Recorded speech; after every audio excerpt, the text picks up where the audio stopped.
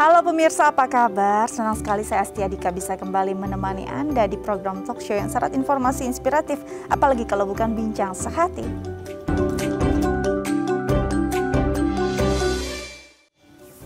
Iya, pemirsa, bincang sehati, siapa nih di antara kalian yang takut banget ketinggalan, takut sekali ya ketinggalan tren, ketinggalan momen. Bahkan kadang-kadang saking takutnya bangun tidur saja kita langsung mengecek gadget kita, langsung cek handphone kita. Kita nggak mau sama sekali tertinggal momen, tertinggal berita, bahkan tertinggal mungkin updatean hari ini gitu ya. Nah, ini adalah kondisi sindrom di mana seseorang begitu cemas ketinggalan tren atau yang akrab atau yang populer disebut dengan FOMO. Fear of missing out. Nah, bagaimana cara mengatasinya? Ini akan jadi topik kita hari ini. Tapi sebelum itu, ada juga kita akan membahas fun fact seputar bagaimana mengatasi kecanduan terhadap media sosial dan juga gawai. Nah, kalau bicara tentang media sosial, gawai, ini adalah bentuk atau tools kita untuk update, untuk terus up to date tiap hari. Nah, ini juga sebenarnya berkaitan juga dengan FOMO. Satu-satu kita bahas dari yang poin pertama. Yang pertama adalah bagaimana kita harus memahami alasan penggunaan media sosial. Kadang kita bingung ya, sebenarnya media sosial itu tempatnya atau posisinya dalam hidup kita tuh ada di peringkat berapa. Kadang-kadang justru kita nggak tahu sama sekali skala prioritas kita ada di mana. Media sosial harus terus kita cek, media sosial harus terus kita update, padahal banyak hal loh yang harus kita urus, banyak hal yang harus kita kelola selain media sosial kita. Jadi kita benar-benar harus memahami sebelum menggunakan media sosial sebenarnya fungsi media sosial untuk diri kita itu apa dan bagaimana posisinya dalam kehidupan kita. Oke, selanjutnya adalah menghabiskan waktu luang dengan menjalankan hobi. Nah, hobinya sekarang nih kebanyakan masyarakat menggunakan jempol untuk menghabiskan waktu luangnya. Kita scroll, kita ketik. Nah, ini adalah kegiatan yang kayaknya tidak bisa, sulit sekali untuk kita hindari. Padahal banyak sekali loh kegiatan-kegiatan yang menarik, hobi-hobi lain yang bisa kita lakukan selain menggunakan media sosial. Ada berkebun, ada juga mungkin memancing, ada juga mungkin melukis. Ini adalah kegiatan-kegiatan yang bisa membunuh waktu luang kita tanpa harus berkaitan dengan media sosial atau gawai. Oke, selanjutnya adalah memperbanyak sosialisasi di kehidupan nyata. Nah, kalau bicara tentang media sosial, ini adalah dunia yang maya. Sangat bertolak belakang dengan kehidupan nyata kita sebenarnya. Karena apa yang kita tampilkan atau orang lain tampilkan di media sosial adalah framing dari kehidupannya. Sudah dikonstruksi, jadi tidak benar-benar real. Nah, kita harus benar-benar kembali. Kita harus benar-benar sadar kehidupan nyata kita itu apa. Ini adalah penting, ini adalah merecall kita untuk kembali pada kehidupan yang sebenarnya. Oke, selanjutnya adalah matikan notifikasinya. Ini penting sekali ya, kadang-kadang kita sudah bertekad nih, hari ini nggak mau lihat media sosial, hari ini mau hiatus, hari ini benar-benar mau puasa media sosial, tapi notifikasinya manggil-manggil terus. Ini bikin rasa penasaran kita, membuat rasa ingin tahu kita, jadinya terpanggil lagi, mau nggak mau kita buka lagi nih gawainya, kita lihat pesan apa sih yang dikirimkan orang lewat media sosial kita. Oke, selanjutnya adalah detox digital. Saat kita merasa sudah benar-benar kecanduan, sepertinya kayaknya sudah sangat-sangat ketergantungan pada media sosial ataupun gawai kita, sepertinya kita perlu detox. Kita perlu mungkin berhenti sejenak, menghindari sedikit saja, mungkin 1 minggu ya, untuk tidak sama sekali menggunakan media sosial kita, agar kita benar-benar hidup kembali pada kehidupan nyata. Nanti kita bahas satu persatu bersama pakarnya, tapi kita harus jeda dulu. Pemirsa, jangan kemana-mana, tetap bersama kami di Bincang Sehati.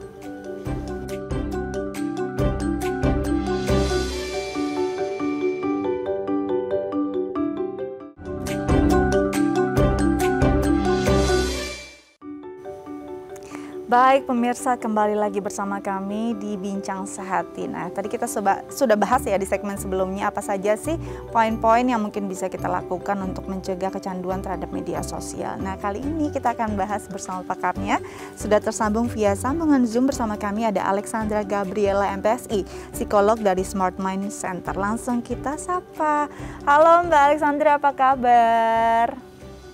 Halo Mbak Dika, apa kabar juga? Selamat pagi ya, dan selamat pagi buat pemirsa Bincang Sehati dari TV. Semoga sehat semua ya. Amin, semoga sehat semuanya ya. Oke, Mbak Sandra, kalau kita bicara, tadi kan sebenarnya sudah dibahas ya, bahwa media sosialnya akhir-akhir ini menjadi satu candu untuk sebagian besar masyarakat, terutama di Indonesia. Nah, kalau kita bicara tentang kecanduan, ini pastinya suatu hal yang berlebihan, terlalu pastinya nggak baik ya. Nah, sebelum kita masuk ke poin-poinnya, sebenarnya kalau kecanduan media sosial tuh impact yang paling parahnya dalam kehidupan manusia tuh apa sih, Mbak? Yang jelas kalau kita sampai kecanduan, berarti kan ada obsesi ke sana ya. Iya. Jadi ada keinginan untuk terus-menerus melakukan hal itu atau mendapatkan hal itu, sampai kita pun lupa bahwa kita punya rutinitas lain, punya produktivitas lain, punya tanggung jawab lain. Jadi biasanya secara sosial mereka pasti terbengkalai lah.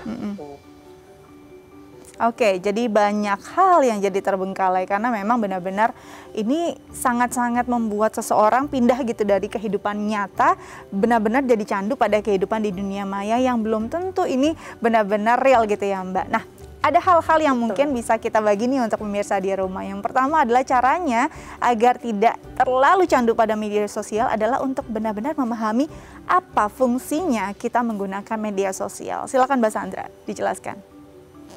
Oke, jadi media itu kan sebenarnya diciptakan atas kebutuhan ya, karena kita merasa dulu butuh terkoneksi dengan mudah, akhirnya media sosial itu diciptakan.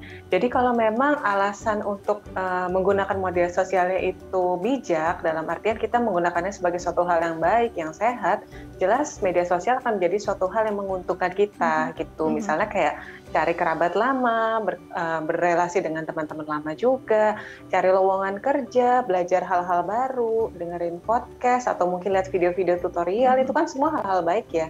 Tapi banyak sekali orang-orang yang mencari ketenangan dengan media sosial itu.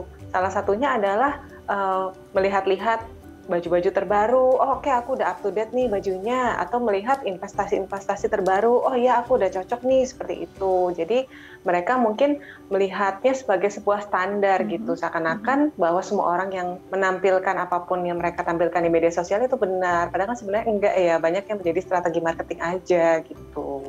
Oke, jadi memang sebenarnya kita harus benar-benar memahami fungsinya ketika kita memutuskan media sosial itu digunakan untuk kehidupan sehari-hari apa sih?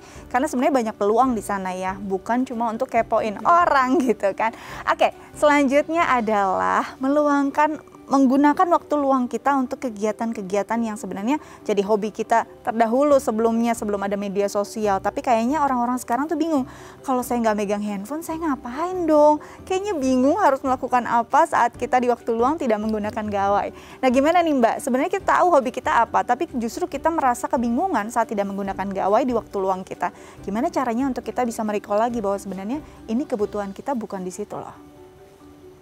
Yes, jadi memang semua orang pasti sebelum mengenal gadget akan punya hobinya masing-masing dan kebiasaan masing-masing ya.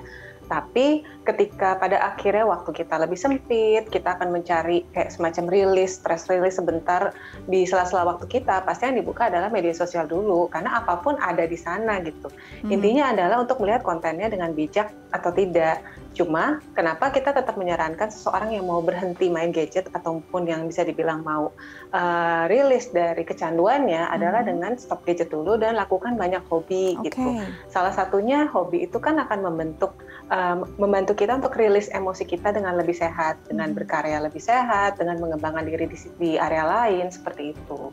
Oke, jadi memang harus yakinkan diri bahwa kita bisa berkembang loh, walaupun kita tidak lagi terkoneksi dengan media sosial atau tidak lagi menggunakan, untuk sementara waktu tidak menggunakan gawai kita, sebenarnya hidup kita tetap berjalan. Oke. Yang selanjutnya adalah membuat koneksi yang lebih erat pada dunia nyata. Kadang-kadang kita justru kayaknya lebih kenal seseorang di dunia mayanya. Saat bertemu kita malah kikuk untuk berbincang seperti apa. Jadi sebenarnya ini framing aja kan, bahwa menyadari betul apa yang ada di media sosial sebenarnya bukan real kehidupan nyata. Betul. Jadi memang ketika kita bersosialisasi di dunia nyata, jelas kita akan menstimulasi 3 aspek dalam hidup kita. Satu pasti aspek sosial, dua pasti aspek kognitif, dan ketiga pasti aspek fisik gitu. Yang pertama sosial, kita ketemu teman-teman, kita bercengkrama, kita bikin relasi, bahkan mungkin kita bisa bikin bonding sama seseorang, ada kebersamaan. Kognitif, pasti kan kalau ketemu teman baru diceritain kan, kamu kabarnya gimana, kerja di mana, ada informasi baru, ada wawasan baru, at least tahu deh tempat-tempat lucu baru tuh di mana gitu. Jadi wawasan lebih luas gitu kan. Dan juga aspek fisik gitu, ketika kita mau ketemu seseorang yang di dunia nyata, pasti kan ada jalan juga, pasti ada pergi juga, kita keluar rumah, kita pindah situasi, kita ke tempat baru dan sebagainya gitu. Jadi memang sangat dibutuhkan ya kalau memang kita lagi mau pemulihan dalam media sosial. Oke, jadi sebenarnya ini jauh lebih sehat ya dibandingkan berkomunikasi di media sosial sambil rebahan, sambil ngemil, justru makin mungkin berdampak secara psikis dan juga fisiknya juga. Jadi keluar rumah, bertemu dengan orang, berbicara langsung, ini adalah dunia nyata yang sebenarnya hal yang penting harus kita jalani. Oke, selanjutnya adalah mematikan notifikasi. Kadang-kadang sudah bertekad nih Mbak, bangun tidur nggak mau, pokoknya nggak mau megang gawai dulu. Tiba-tiba bunyi-bunyi deh itu notifikasinya, kayaknya dipanggil-panggil penasaran. Nah gimana caranya, apakah ini benar untuk mematikan notifikasi ini memudahkan kita untuk paling tidak terlalu terkoneksi dengan media sosial? Betul, jadi dengan notifikasi itu kan tujuannya untuk memberitahu kita ya. Memberitahu sesuatu yang menurut mereka, menurut surveinya atau analisanya sosial media ini, kita akan tertarik sama informasi itu gitu. Notifikasi dari orang terdekat kah, notifikasi dari orang-orang yang kita ikutin kah, atau notifikasi dari online shop yang mungkin selama ini kita suka kah. Jadi itu akan muncul terus gitu. Dengan kita mematikan notifikasinya, at least kita bisa nggak terdistraksi sama informasi-informasi itu dan bisa mengerjakan tanggung jawab kita yang lain dan rutinitas kita yang lain. Oke, jadi memang panggilan ini ya otomatis akan memunculkan rasa ingin tahu. Jadi kalau kita nggak mau membuat diri kita kepo sendiri terhadap media sosial, better kita matikan dulu notifikasinya. Apalagi kalau panggilan ini bukan cuma panggilan pesan ya, tapi panggilan check out belanjaan. Nah ini bahaya juga. Oke, selanjutnya adalah kalau memang sudah sangat-sangat kecanduan, ada baiknya nggak sih Mbak kita benar-benar untuk detox digital? Betul, jadi dalam semua kondisi kecanduan memang disarankan untuk detox. Langkah awalnya adalah detoksifikasi, minimal mungkin sekitar 3 minggu ya. Jadi 3 minggu. Mau kecanduan perilaku apapun, mau gaming kah, mau kecanduan gambling kah, atau bahkan media sosial itu memang sebaiknya detox ya. Jadi kalau memang bisa kita uninstall dulu, jadi gunakan gawai untuk kepentingan dasar aja seperti menghubungi orang dan pekerjaan. Sayangnya sekarang kan banyak orang yang memang bekerjanya di bidang medsos nih, jadi mau nggak mau harus pegang medsos kan. Nah untuk menanggulanginya biasanya saya akan lebih menyarankan untuk coba deh sebentarnya cari asisten kah, atau mungkin medsos marketing kah yang mungkin bisa bantu mereka untuk menangani atau handle pekerjaan mereka sementara di saat mereka lagi istirahat atau me time ataupun ya lagi detox itu. Gitu kira-kira. Jadi saat kita mau detox sepertinya kita perlu support system juga ya. Tidak mungkin sendirian, apalagi di era zaman sekarang kayaknya kita harus ready, harus benar-benar cepat membalas pesan. Mungkin ada baiknya juga membedakan mana gadget atau gawai untuk bekerja dan juga gawai pribadi. Oke. Mbak, nanti kita lanjut lagi dengan topik kita hari ini, tapi kita harus jeda dulu. Pemirsa jangan kemana-mana, tetap bersama kami di Bincang Sehati.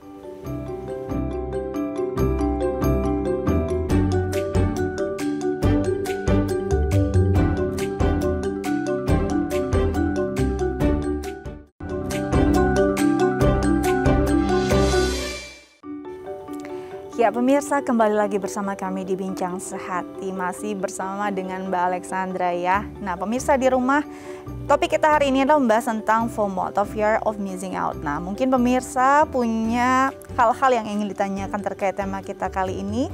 Kalian bisa menelpon kami di 0212903244 atau DM ke Instagram kami di @theifamily. Oke, kita lanjutkan perbincangan bersama Mbak Alexandra. Mbak masih bersama kami ya? Masih.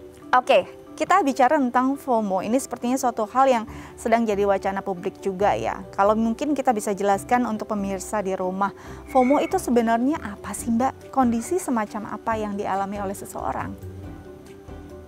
FOMO itu kan singkatan dari Fear of Missing Out ya. Dari singkatannya sendiri kita bisa menerjemahkan bahwa ada sebuah kondisi di mana kita takut ketinggalan. Ya.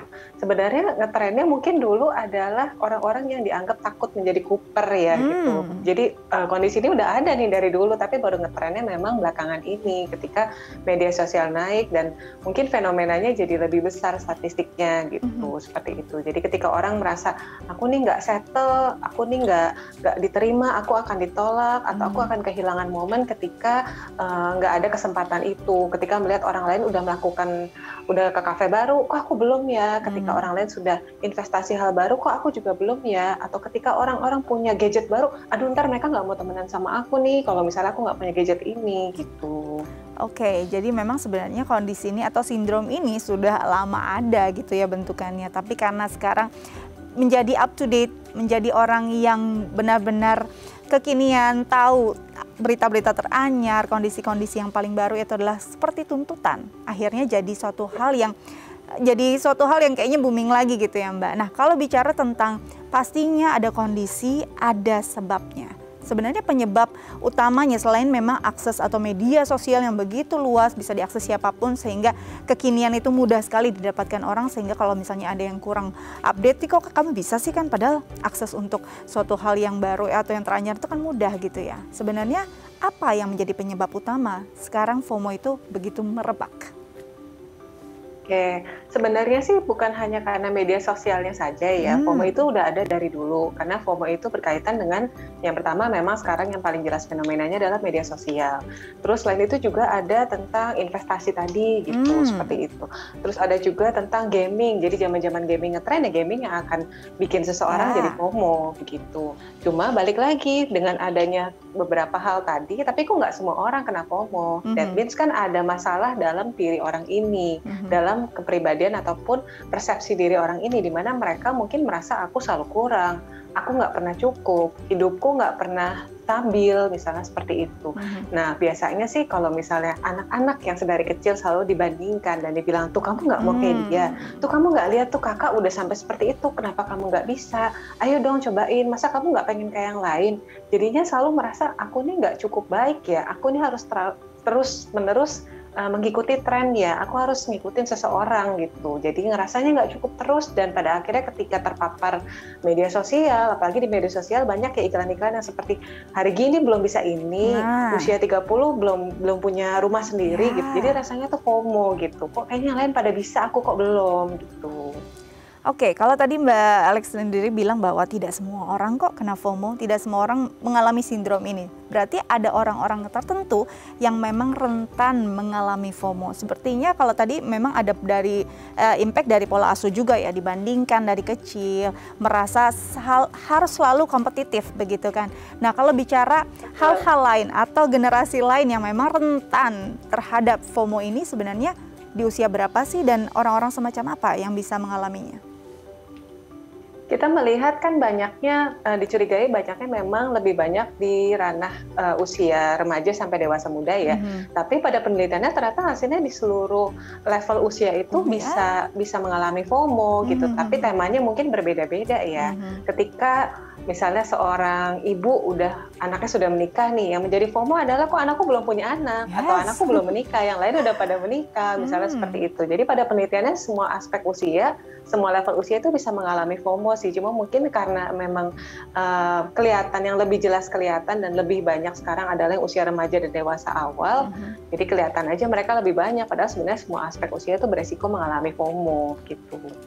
Luar biasa loh ini, bahkan seorang ibu yang mungkin anaknya sudah menikah, yang harusnya memang anaknya yang mengalami mobilitas vertikal, dia yang juga jadi bingung, dia yang takut ketinggalan gitu ya, takut nggak gendong cucu kayak ibu-ibu lainnya mungkin. Oke, selanjutnya, nah kalau kita bicara tentang FOMO, ini mungkin banyak orang yang nggak sadar, kenapa saya nggak FOMO kok, saya nggak mau jadi orang yang ketinggalan zaman. Ini kan udah tuntutan jadi anak muda masa kini ya kan. Nah, apa yang membuat kita sadar bahwa kita sudah mengalami gejala-gejala FOMO?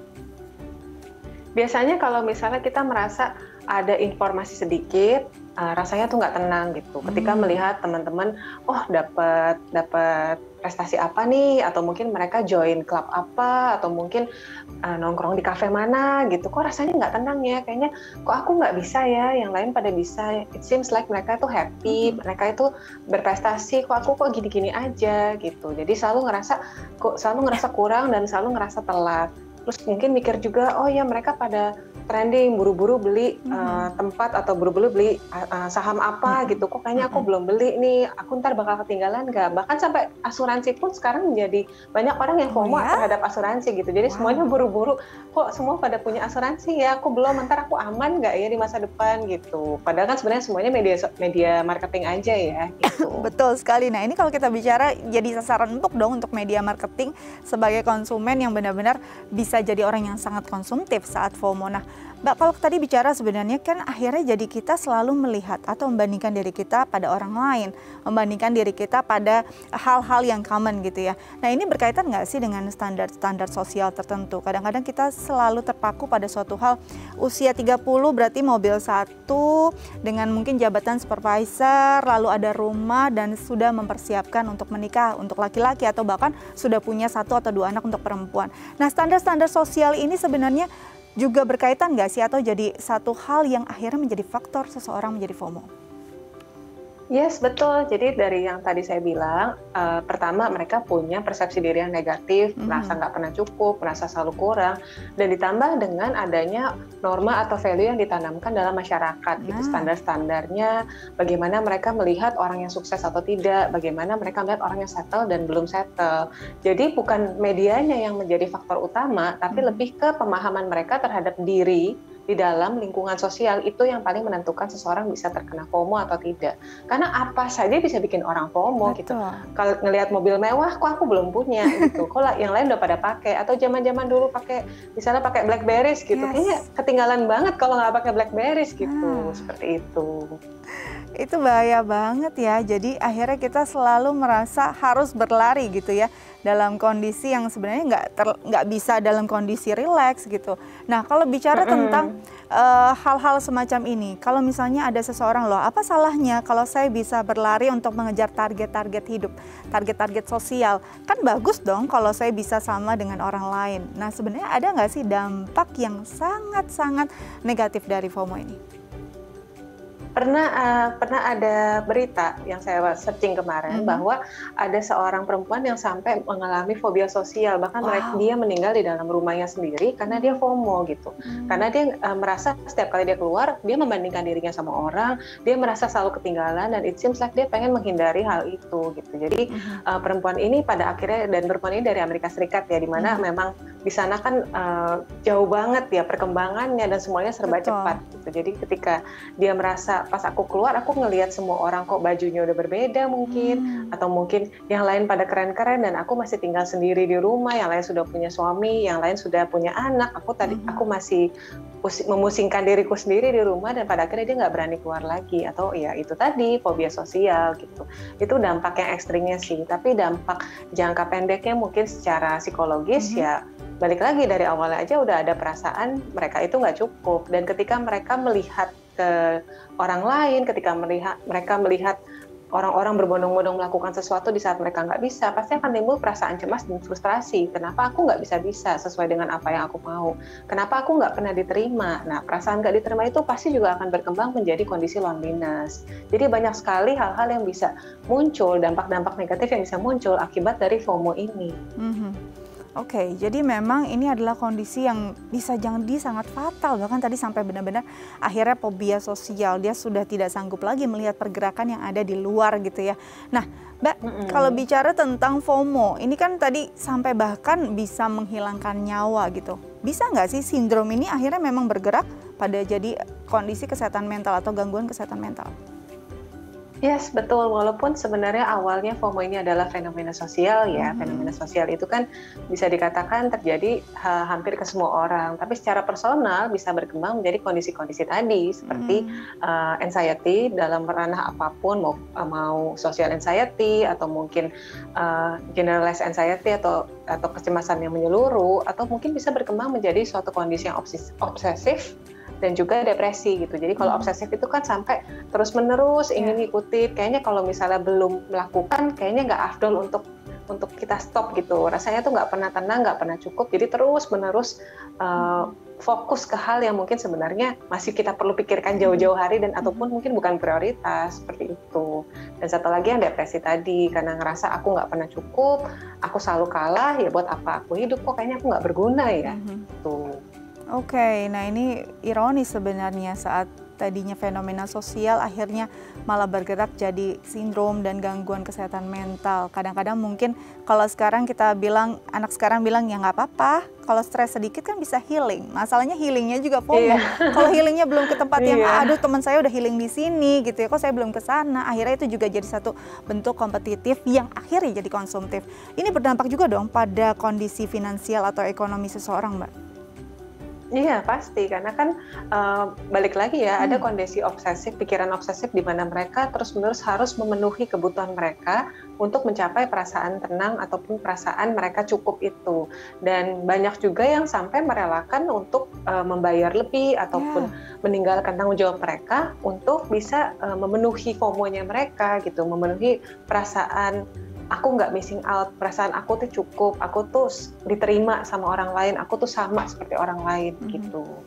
Oke, bahkan sampai ada istilahnya bisa jadi kerugian material di sini gitu ya, karena apapun bisa dilakukan untuk mencapai suatu hal yang agar tidak ketinggalan gitu.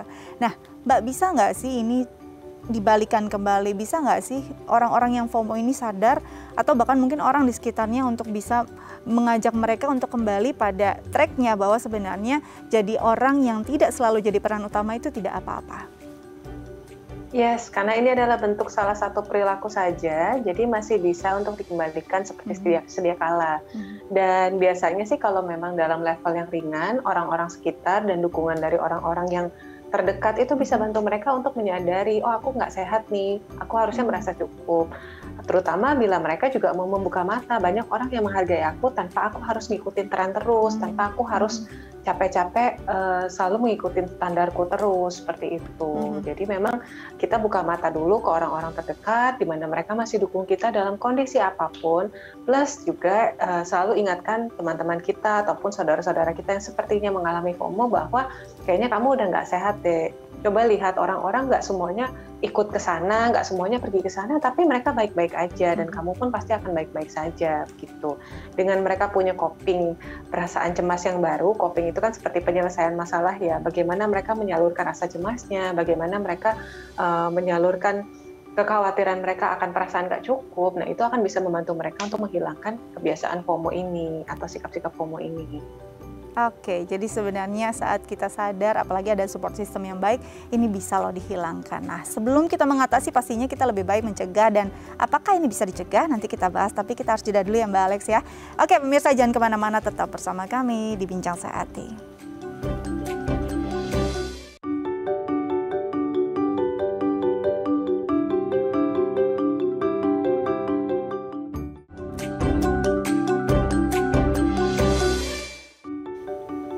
Baik pemirsa, kembali lagi bersama kami di Bincang Sehati, masih membahas tentang topik kita hari ini yaitu FOMO atau Fear of Missing Out. Nah, untuk pemirsa di rumah yang mungkin punya pertanyaan terkait tema kita kali ini bisa menelpon kami di 0212903244 atau DM ke Instagram kami di @daifamily. Oke, kita kembali lagi membahasnya bersama Mbak Alexandra. Mbak, masih bersama Bincang Sehati ya. Oke, tadi kalau kita bicara bahwa sebenarnya bisa loh ini dibuat lagi normal, bisa loh kita kembalikan lagi pada kondisi yang sebenarnya nggak harus selalu mengejar ketertinggalan gitu ya. Bahwa support system orang-orang terdekat, bahwa kesadaran diri sendiri itu jadi satu hal yang penting untuk bisa membuat orang bisa lepas dari cengkeraman FOMO. Nah, sebenarnya kalau dicegah ini akan lebih mudah kan. Nah, bisa nggak sih sebenarnya kita mencegah, apalagi mungkin orang tua ya kadang-kadang punya banyak tuntutan. Mungkin berdalih ini adalah harapan agar anaknya lebih baik, padahal sebenarnya adalah tuntutan pada anak untuk bisa jauh lebih baik daripada orang lain atau daripada anak lain. Kondisi ini sebenarnya adalah kondisi yang sebenarnya bisa dihindari nggak sih Mbak, agar anak kita tidak terbentuk menjadi manusia yang FOMO?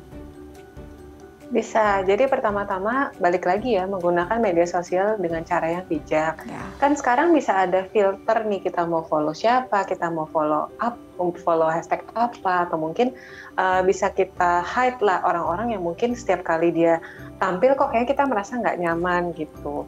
Kalau saya pribadi, saya akan milih hal-hal yang lucu-lucu atau mungkin foto-foto hewan-hewan lucu gitu. Jadi biar ketika kita mau rilis emosinya ya kita ngeliat sesuatu yang kita suka.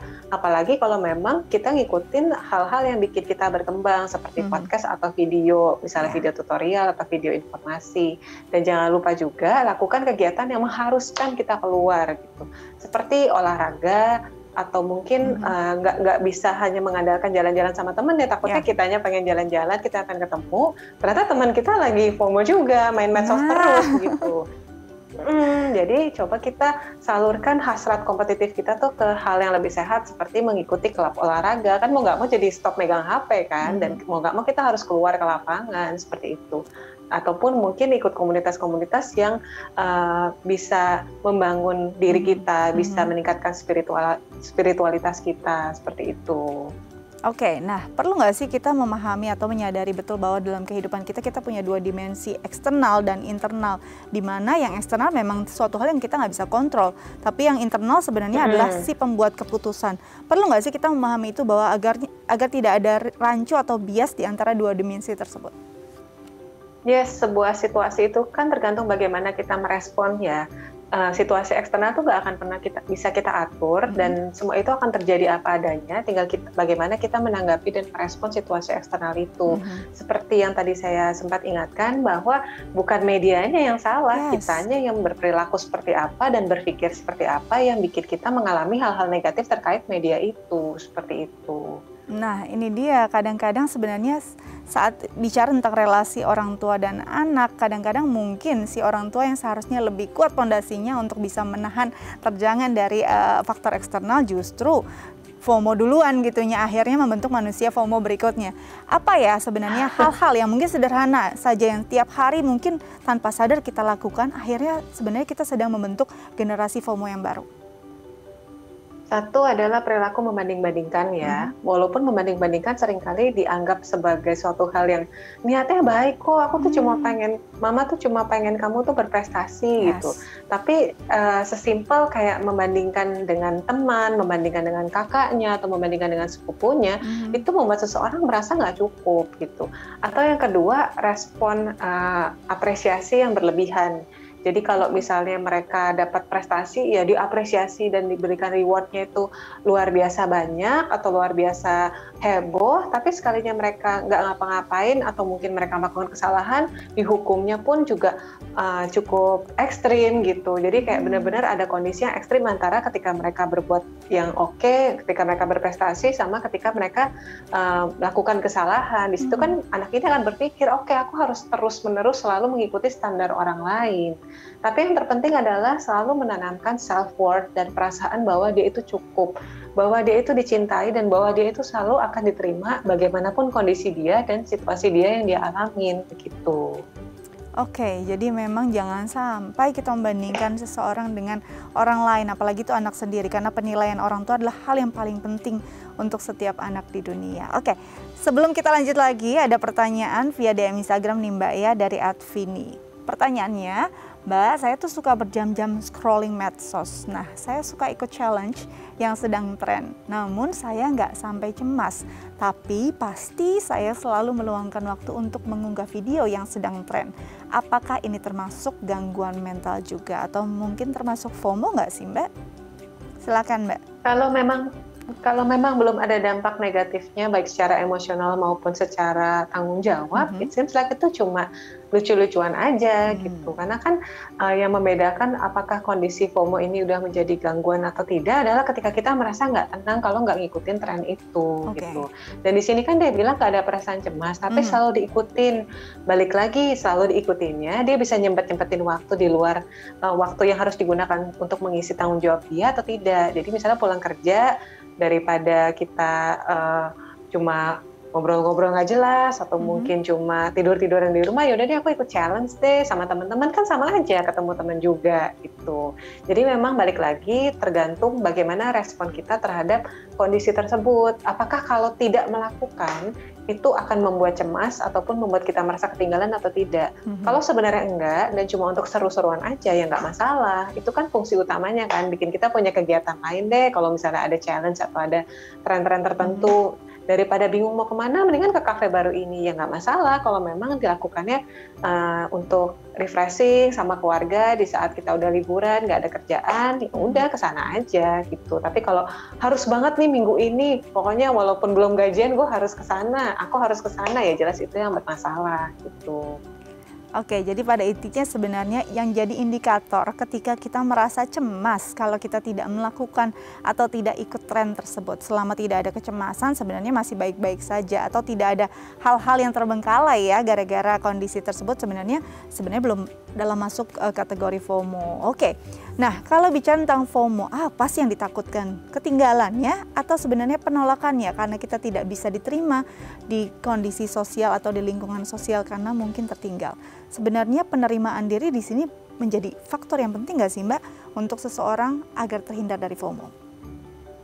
Yes, jadi dua alasan seseorang bisa mengalami FOMO adalah ketinggalan momen dan kehilangan penerimaan dari orang lain gitu. Jadi mereka selalu merasa nanti kalau nggak ada kesempatan lagi bagaimana? Atau mungkin di satu sisi nanti kalau aku nggak selevel lagi sama mereka, apa mereka mau menerima aku seperti itu? Tapi kan balik lagi ya, kita perlu melihat lingkungan sosial kita, terutama orang-orang terdekat, itu kan sebaiknya adalah orang-orang yang menerima kita sebagai diri kita sendiri gitu. Mungkin beda cerita kalau dalam hal pekerjaan ya, tapi balik lagi bahwa orang-orang yang menghargai kita adalah orang yang benar-benar menghargai kita sebagai diri kita, bukan sebagai apa yang kita punya ataupun apa yang kita bawa. That's why penting untuk menanamkan rasa sayang ke diri sendiri atau self-compassion itu. Jadi ketika kita bisa sayang sama diri sendiri, kita bisa menyadari bahwa ketika ada seseorang hebat, ya mereka cukup dipuji aja.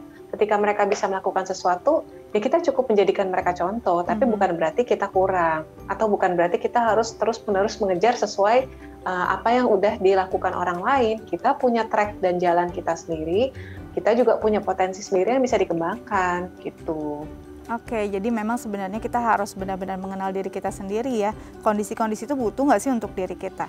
Nah, kalau bicara tentang pengenalan diri, butuh atau enggak, ini kan sistem emosi juga berpengaruh gitu kan. Apalagi untuk usia-usia remaja dan dewasa muda.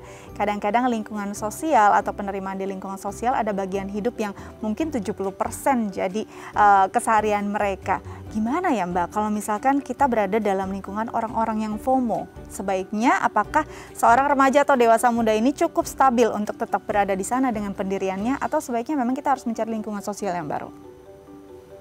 Waktu kita masih remaja, memang fokus utama kita adalah kita takut tidak bisa sama orang lain. Jadi selalu mungkin berusaha untuk ngikutin tren, berusaha untuk ngelihat teman-teman yang populer, aku rasanya pengen ikut, aku rasanya pengen setara sama mereka, aku rasanya aku kok terkucilkan. Tapi ketika kita mulai dewasa, kita mulai menyadari bahwa kita butuh menjadi seseorang yang unik. Kita harus menunjukkan keunikan kita sendiri gitu.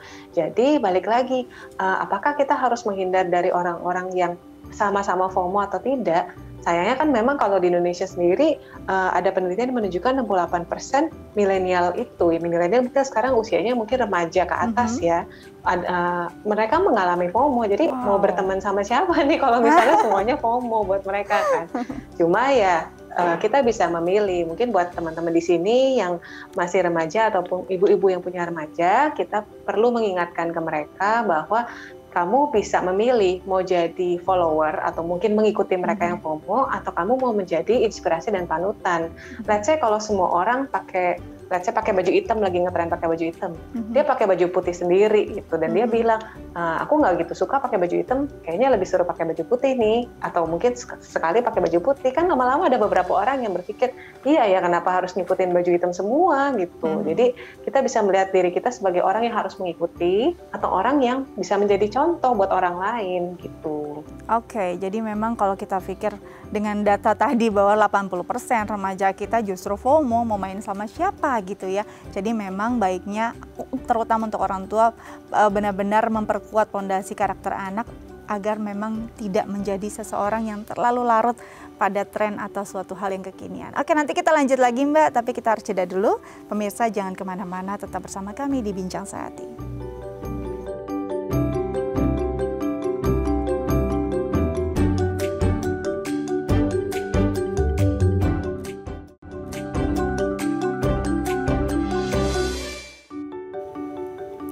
Baik pemirsa, kembali lagi bersama kami di Bincang Sehati, masih bersama Mbak Alexandra ya Mbak ya.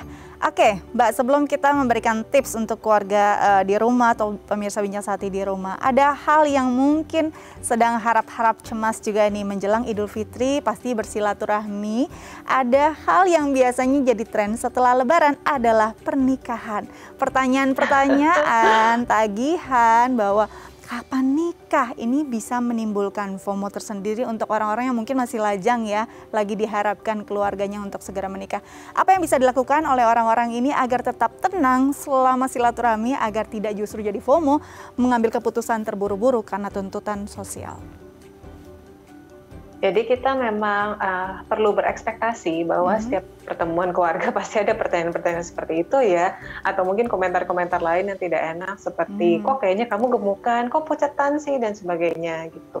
Dan kita perlu menyadari pertama-tama adalah bahwa pertanyaan dan komentar mereka sebenarnya bersifat baik gitu, motifnya baik lah, dalam artian mereka tuh menanyakan hal seperti itu karena niatnya tuh sebenarnya perhatian baik, sama ya? Kita. Dengan kita menyadari hal tersebut dan berekspektasi bahwa mereka akan menanyakan, at least kita akan siap. Dan bagaimana caranya supaya kita lebih siap lagi? Yaitu dengan mempersiapkan template jawaban. Template jawaban yang close answer. Ya nih belum, nanti deh masih mikirin yang lain. Ya nih belum, masih mikirin kerjaan gitu. Atau mungkin nggak fokus ke sana dulu gitu. Jadi orang juga ketika mendapat jawaban yang seakan-akan kita nggak mau menjelaskan lebih jauh, mereka pun akan lebih punya kesadaran untuk stop nanya lebih jauh lagi tentang kapan menikah, kapan punya anak, udah punya pacar atau belum, dan sebaliknya gitu. Oke, jadi harus benar-benar siap. Siapkan juga template jawaban yang tidak perlu ada pertanyaan selanjutnya gitu ya Mbak ya. Oke, nah kita sekarang akan kasih tips nih untuk pemirsa di rumah bagaimana caranya mengatasi atau menghindari FOMO. Yang pertama adalah bagaimana kita benar-benar membatasi secara bijak waktu kita menggunakan media sosial. Membatasi bukan berarti tidak sama sekali menggunakan, tapi tahu kapan kita mulai dan berhenti. Silakan Mbak. Ya, jadi kurang lebih mungkin sekitar 3 jam itu kan sudah termasuk kecanduan ringan ya. Jadi kalau misalnya bisa dikurangi, mungkin sekitar 2 jam saja itu sudah oke. Tapi mungkin kalau memang megang medsosnya itu untuk pekerjaan, itu pasti ada perhitungan yang berbeda ya, perhitungan waktu yang berbeda. Betul. Tapi at least kalau kita lihat dari bagaimana kita menggunakan medsos itu untuk keperluan senang-senang atau mungkin sekedar, ya kita tahu ini sebenarnya nggak genah, tapi kok kayaknya pengen banget scrolling, coba diukur deh kurang lebih sudah lewat dari 2 jam atau belum. Kalau memang sudah lewat dari 2 jam, itu durasi 1 hari ya, jadi benar-benar dari buka mata, makan siang dan sebagainya. Kalau memang lebih dari 2 jam dan sampai mengganggu aktivitas lain, ya berarti itu sudah nggak sehat. Kita perlu kurangi ataupun perlu detox tadi. Oke, jadi 2 jam ini secara akumulatif ya pemirsa, bukan 2 jam pagi, 2 jam malam, 2 jam siang begitu ya. Oke, selanjutnya adalah benar-benar memahami bahwa kehidupan di media sosial bukanlah kehidupan nyata. Yes, jadi kita perlu ingat bahwa baru buka kamera aja sebenarnya udah ditanya mau pakai filter apa kan gitu. Dan jadi apapun yang dilihat di media sosial itu sebenarnya nggak nyata, dan kadang-kadang juga jangan sampai kita terbawa sama teknik-teknik marketing gitu. Fenomena FOMO ini kan sebenarnya pada awal itu merupakan sebuah fenomena yang diteliti dalam ranah ilmu marketing. Jadi untuk tahu bagaimana sih reaksi orang ketika merasa ketinggalan. Ternyata bisa meningkatkan penjualan nih. Jadi hati-hati kalau misalnya sampai kita lihat-lihat medsos, terus tiba-tiba ada iklan dengan kalimat-kalimat yang bikin kita ngerasa ketinggalan atau kurang, itu sebaiknya nggak usah dihiraukan, langsung scroll ke tempat lain aja atau ke hal lain aja gitu. Oke, karena dengan kita memahami betul bahwa apa yang di media sosial adalah suatu hal yang sudah dibentuk, jadi kita nggak akan terlalu larut pada kondisi itu. Oke, selanjutnya adalah kita harus benar-benar memahami dan menerima diri, serta mensyukuri apa yang ada di diri kita. Seperti apa penjelasannya, Mbak? Betul, jadi ada penelitian tentang kebahagiaan yang jelas untuk menuju sebuah konsep bahagia itu seseorang itu nggak bisa otomatis dapat rasa bahagia, tapi memang perlu diusahakan. Salah satunya adalah 1, sayang ke diri sendiri, 2, berbagi, 3, memuji. Yang mana 3 hal itu adalah bentuk dari rasa syukur kan sebenarnya. Ketika kita sayang sama diri sendiri, kita pasti bersyukur atas semua hal yang kita punya, semua potensi kita, semua orang-orang terdekat kita. Ketika kita berbagi, kita akan merasa lebih gitu dari orang lain. Kita akan merasa kita punya dan kita bisa membantu orang, gimana kita bisa membentuk sebuah interaksi yang sehat sama orang dan pasti meningkatkan rasa syukur juga.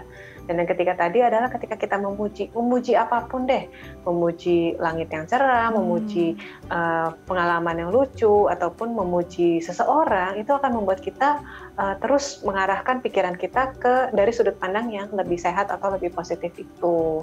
Jadi dari situ kita akan mulai membentuk perasaan bahwa aku ini cukup baik dan aku layak untuk bahagia gitu. Oke, jadi penerimaan diri penting karena bahagia itu perlu diupayakan. Upayakan apa yang kita butuhkan, bukan apa yang kita inginkan saja. Dan apa yang ditampilkan orang lain sebenarnya bukan suatu hal yang harus kita kejar gitu ya Mbak ya. Oke, selanjutnya adalah meditasi. Kadang-kadang kalau kita sudah terlalu cemas, sudah terlalu aduh nggak nyaman nih melihat seseorang naik jabatan nggak nyaman, seseorang beli mobil baru nggak nyaman, kayaknya butuh deh benar-benar healing yang sesungguhnya atau meditasi. Nah, cocoknya teknik apa yang bisa dilakukan secara sederhana oleh orang awam di rumah? Jadi balik lagi ya, kalau orang-orang yang sampai pada level obsesi atau kecanduan, jelas ada masalah di gelombang otak mereka, di mana ada gelombang cepat yang disebut dengan high beta itu melonjak tinggi sekali. Jadi apapun yang kita pikirkan itu seperti kaset rusak yang terus-menerus muncul di pikiran kita. Dengan meditasi, hal itu akan lebih menetralkan atau menyeimbangkan penyebaran gelombang otak itu. Karena kan biar gimana kita memberikan jeda sebentar ke diri kita fokus ke pernapasan, dan juga kita mungkin kayak nyalain lagu-lagu yang relaxing, ataupun kita benar-benar di dalam situasi yang kusuk. Nah, itu bisa menyeimbangkan kembali pikiran-pikiran kita dan juga menghilangkan pemikiran obsesif itu tadi. Dan terutama tujuan dari meditasi itu kan sebenarnya meningkatkan perasaan cukup dan rasa syukur gitu.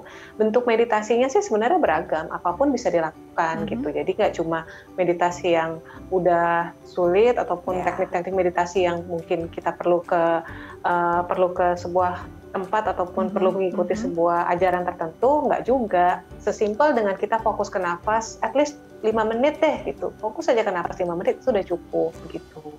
Oke, jadi fokus pada apa yang sebenarnya jadi inti dari diri kita, ini akan membuat diri kita cukup dan merasa penuh. Saat kita merasa penuh, pastinya kecemasan akan bisa kita hindarkan. Mbak, terima kasih Mbak Alex sudah berbagi bersama kami di Bincang Sehati. Semoga ini berguna untuk pemirsa Bincang Sehati di rumah ya. Tetap jaga kesehatan Mbak, selamat kembali beraktivitas. Sama-sama, thank you juga. Thank you. Baik pemirsa, semoga tips kita hari ini dari Bincang Sehati bisa Anda catat, bisa Anda aplikasikan untuk diri Anda dan orang-orang Anda yang ada di sekeliling Anda, keluarga tersayang. Dan semoga ini bisa jadi tayangan yang inspiratif untuk Anda. Saya Astia Dika pamit undur diri, sampai jumpa.